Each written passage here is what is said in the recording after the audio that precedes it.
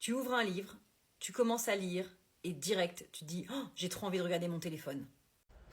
Déjà, il faut comprendre que tout le monde passe par là.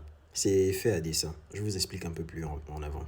Tu te mets à bosser 3 minutes et d'un coup tu dis mais je voulais vérifier tel truc sur internet. Dès que tu te mets dans une activité, tout de suite ton cerveau a envie de faire autre chose. Alors, le système a fait en sorte que le scrolling et ces schémas-là rentrent dans notre quotidien et notre façon de travailler. Il faut comprendre que c'est une forme d'autisme, une forme de ADHD. Bienvenue dans le monde des gens qui n'arrivent plus à se concentrer. Alors, c'est de la perturbation de l'attention. C'est quelque chose qui est créé et fait pour que l'être humain ne soit plus capable de prolonger sa concentration. Parce que, je vous... Une anecdote rapide.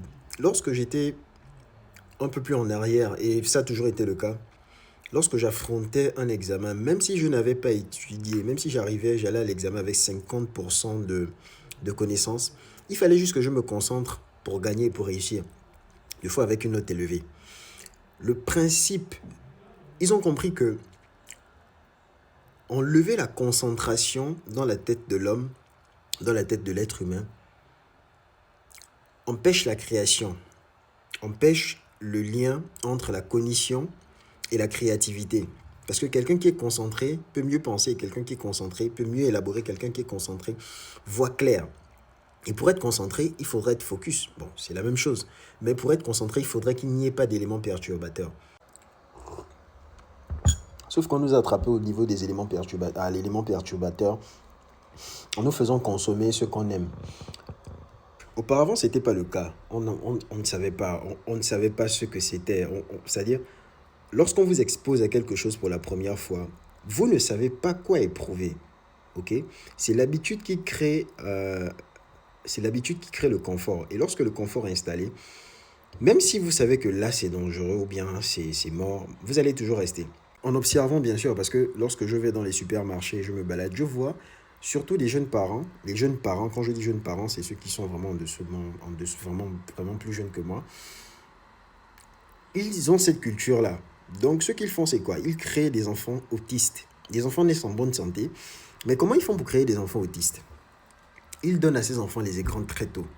Et un enfant dont les neurones, dont la carte neurologique ne s'est pas encore développée, au lieu de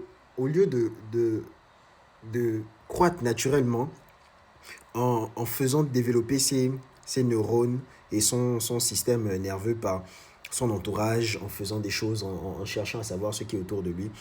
Lui, ce qui est important pour lui, c'est l'écran. Et lorsqu'il devient addict, si déjà aux grandes personnes, ça fait ça, lorsqu'il devient addict, l'enfant devient autiste. J'ai vu des enfants à qui, lorsque le parent enlevait ça, l'enfant devenait hystérique.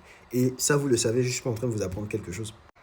Le seul moyen de sauver la prochaine génération, ce serait déjà d'éviter que les enfants soient au contact des écrans. Bon, vous savez ça, mais il faut toujours répéter. Il faut répéter parce que lorsqu'on veut calmer un enfant aujourd'hui, il suffit qu'on lui donne l'écran. Oui, ça calme, mais ça ne calme pas. Ça calme. En fait, c'est une épée à double tranchant. Ça calme en laissant des dégâts. Et ce sont des enfants.